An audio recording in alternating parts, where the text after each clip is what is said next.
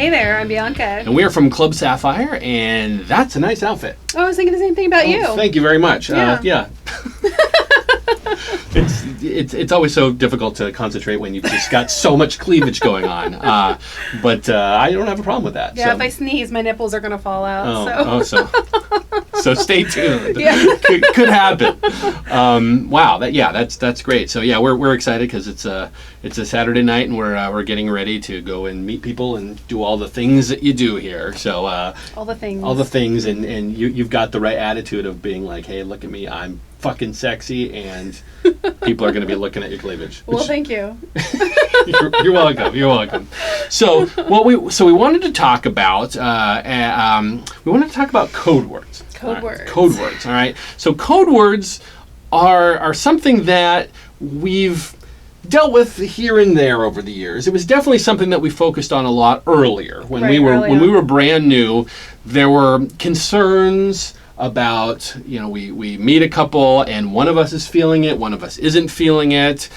What do we do? How do we communicate with each other without sounding rude, or without looking rude, or we're going to go discuss this and go hide in the bathroom somewhere, that type of thing. Although there are people that do that. I actually, on a side note, I remember the very first couple that we played with. All right, we met them, and it's probably on one of these videos. We talk about that a little bit, but we were on a trip in Cancun, and we were talking to this couple for an hour and a half, and we all hit it off. And then at one point, the husband goes to the wife, and she looks at me and nods, and I'm like, I totally know what he asked her. And I was like, whoa, they were, I mean, they weren't using any code words. They were basically just saying, hey. Having the conversation. They were having the conversation right in front of us. Yeah, which would have been really awkward if she goes. Yeah, we probably wouldn't be in the lifestyle then. I would have just went back to the room and started crying or something. Yeah. No, but yeah. So it was one of those things where there is that bit of communication that is kind of tricky, and you do see a lot of different ways that people deal with that in lifestyle. Like I said, especially when they're new. So that is one way where you're just.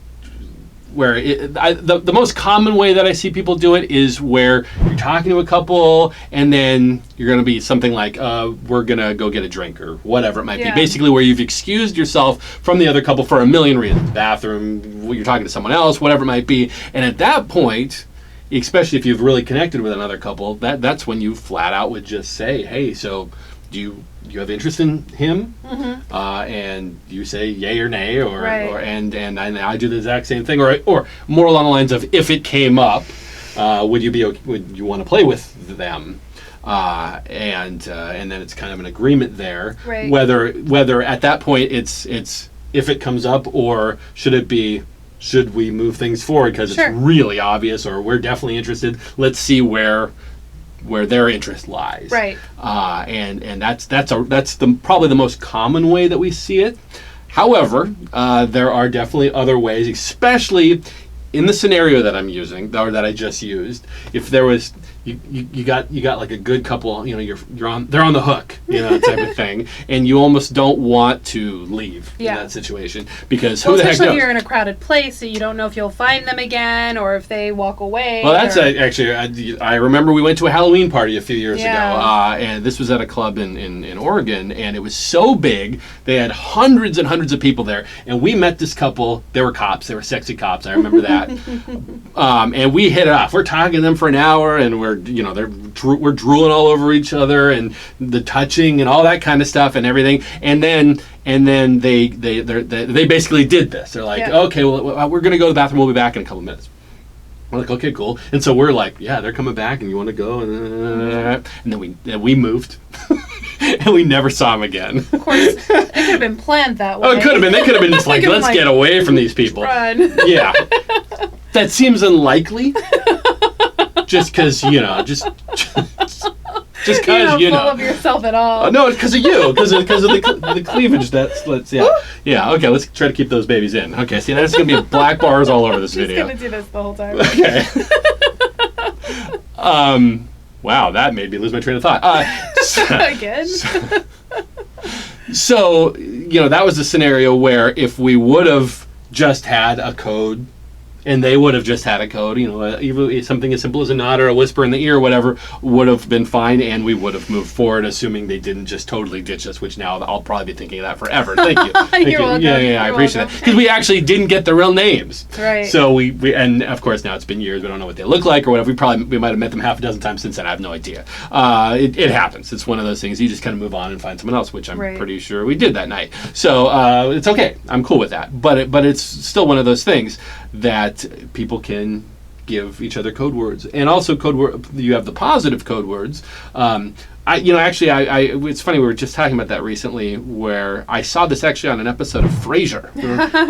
We were doing the whole Netflix thing, and we were watching this old 90s show, like the whole thing again, and there was one episode where he was kind of signaling if the conversation, or if it's a positive or negative, basically the exact same thing as what I'm talking about. And he had if I point to the eye is like yes, eye is yes, and no is like no, nose is like no, and it was just one of those things where I watched that and I'm like, oh, that's what people totally do in the lifestyle all the time, is stuff like that, where it's if I'm talking to you and I look at you, and I think we might have had an ear thing, I think early on, where it was just kind of like, if I just kind of play with my ear, then that means I'm interested, or something along those lines. I don't even remember it, because we don't use those anymore. No. But definitely early on that was a factor that we really did use those types of things. We did, but I think we also had so many different ideas of what we should. We never really solidified it, so there were a lot of confusing things. Like at one point we had a word that we would use. Right. Yeah. We could never remember what it was. Yeah. Make sure. Yeah, that's right. Make sure it's a word it's easy to bring into a conversation. Because we were just talking about this, and the fact that you had an ex that you used the term pineapple with, and it was like, but pineapple is actually fairly difficult to get into a conversation. Not really. If you say something like, "Oh, I just had this drink that had pineapple juice in it," it's so gross. If you're talking about drinks, and hopefully they catch it. Yeah. Yeah. Because I'm trying to think. We had a name. We had Lucy. Okay. Okay. Yeah. So we had a name. That's right. Yeah. We had a name Lucy, which we don't know any Lucys. I don't think we've ever even met a Lucy in our life. But that was our code for a long time. If we wanted to get out of a situation, that it would be easy enough to say, "Oh, I need to check on my babysitter Lucy," or "She reminds me of Lucy from work," or whatever. Something along those lines, which was such an a word that you would catch if I said it, because there's no Lucy at work, et cetera, type of thing. Right. And although I don't think we ever used it. I don't think we ever used it in any conversation, even to get out of somebody that we weren't necessarily interested in. I mean, there's never been a situation where... I think we'd always find just another way to get out of it, whether it was, say, we're going to go get a drink and then disappear. Right, yeah. Well, yeah, not disappear, but move on to some other conversation, whatever. Because, there's never been a bad conversation I can think of in all of these years in lifestyle that we've ever had with anybody. I mean, there's, some people that you obviously aren't attracted to or are going to move forward with, but every conversation's awesome. Like, every conversation is awesome. But, which is why I say I don't think we ever even used that, but we had planned on that. Right. We, early on, we're like, we need to have this in case there is a time where I might be feeling something with the wife, but you, for whatever reason, are feeling uncomfortable. You want to basically get out of this situation. And having something like that is important in case there is that rarity that it actually would come up. And still, I think even as a couple that has been doing this for a while, that's still important to have a communication where you could be really into the wife, and I'm like, you're not taking my hint of I've gone to the bathroom 5 times in the last 30 minutes, and but she's really hot. You're not taking the hint that I keep going to the bathroom or whatever. That it's like, okay. Well, see, now that would be the situation that you would have used the Lucy thing. That's what I'm saying. Right. Is it's something that even as a seasoned couple that you can still have, and you should still have, in case he's so oblivious that he's not paying attention to your other cues, that you can say, you know what, we should go check on the babysitter Lucy, or something like that. Yeah. Get his attention, get him out of there, and then be like, dude, why aren't you picking up on my signals? This is not going to happen. Right.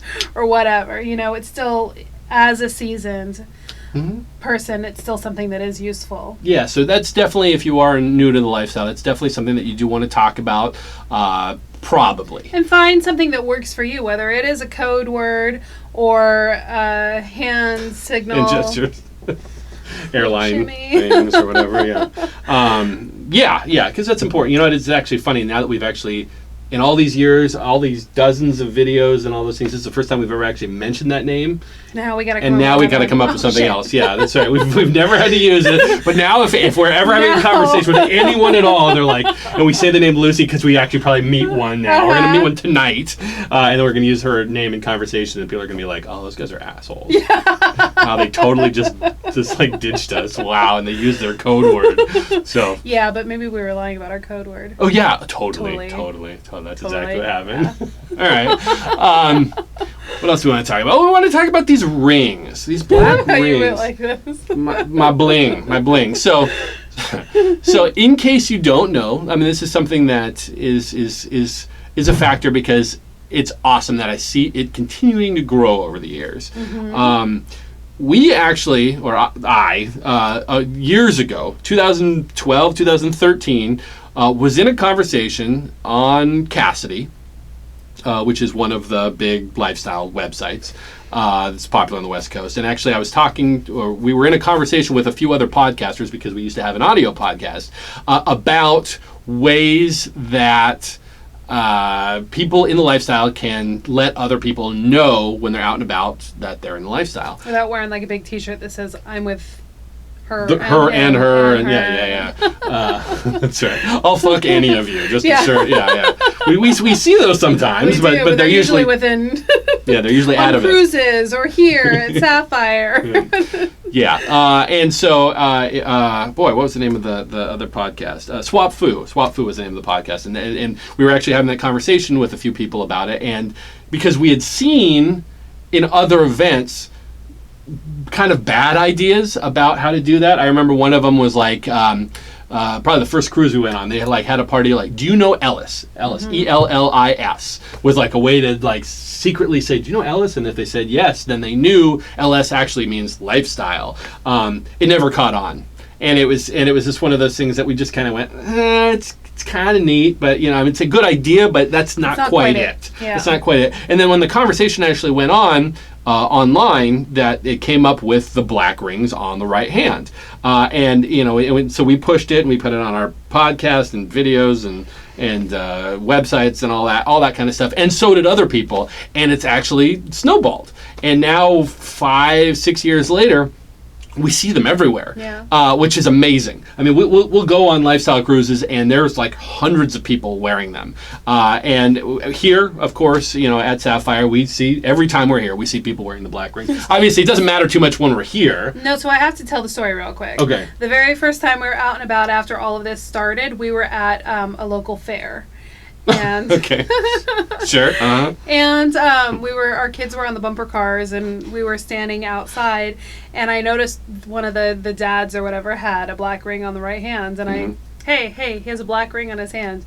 What? Matt like chased the guy down. Like, you followed him. I think to find out like who he was. Well, I was curious, if he was going to run into a wife that also had that on. Yeah, you weren't going to like, you know, stalk the dude. Stalk him or anything. It was just funny that he got so excited seeing One in the Wild. It was One in the Wild, yeah. Like right when it started, though. Yeah, or just something like that. So, you know, because we were pushing them, we were wearing them, right. and so it was just one of those things. It's like, maybe people will start doing it. But now, years later, I mean, you can go to just regular events. I mean, in the vanilla world, you actually will see people wearing these, and you're just like, and if it's a husband and a wife, there's probably something to it. If it's just one or the other, black rings are also popular. You don't know. In some countries, they wear their wedding ring on this hand. That's right. I remember we were first talking to someone about that years ago. We met a couple from Germany on a cruise, and they knew about the black rings, and they were very upset about it because they said, because they wear their wedding rings on their right hand, and he had a black ring that had nothing to do with lifestyle, anything like. Although he was in lifestyle,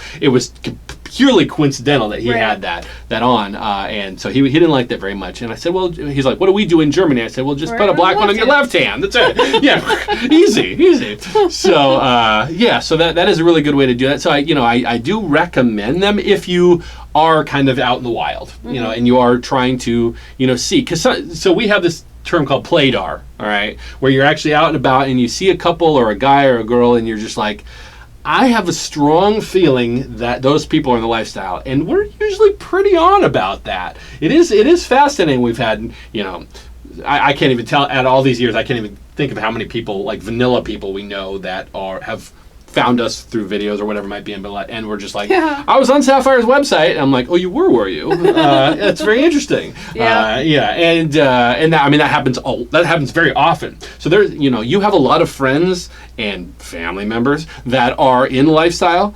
but to know if they are, I mean, this is just one way to do that. If you are, even if you don't wear them, the fact that you see other people wearing them gives you something to potentially talk about that way, and start the question. Yeah. But the most difficult part of that is, what do you ask them? Because what if they are not in the lifestyle? Yeah. What if they are just wearing a black ring on the right hand? I mean, that's perfectly acceptable. Why not? Some people just like jewelry. So I think there's a lot of different ways that I've seen people talk about these. One way is, what is that? Is that black? What's that black ring for? Just something as simple as that.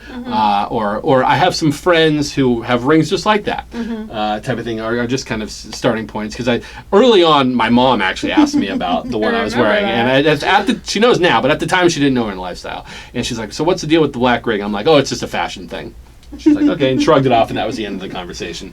But I do remember having a conversation with someone, I couldn't even tell you who it was, where I said something like that. It's like, oh, is that some lifestyle thing? Like, because lifestyle doesn't necessarily mean swinger thing. It could be, it's just, just something that you do for your lifestyle. And just the fact that I used that kind of key word, lifestyle, they went, as a matter of fact, it is. And then that conversation started that way. So, it is possible to meet lifestyle folks in the wild, and as you can get online for ridiculously cheap. You also had like a friend who gave you one, like as a gift. Like a pretty one. Just because these are kind of like just clunky Black, and big and whatever, which you like because it's like really bold and.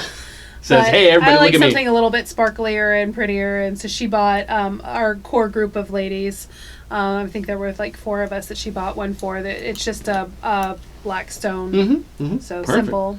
Yeah, so get out there and you wear your black rings, and then because the lifestyle world is bigger than you think it is. Yes. It really, really is, and it's getting bigger. Sure. It's getting bigger. Yeah, we see that almost weekly now, where some new person from our vanilla world pops up, and we don't know that many people. So, kind of tells you something. So, how many people do you know? All right, and with that, make sure that you do check out the Facebook page and see all your friends that are probably connected to the Sapphire Facebook page as well, that you just didn't know that. So, but that's definitely something to check out. Join the Facebook secret group, and of course, go to clubsapphire.net. I didn't know where you were going with that. I didn't know. You're just like, I always say website. It. I don't know. That's why you always say that stuff, dear. All right.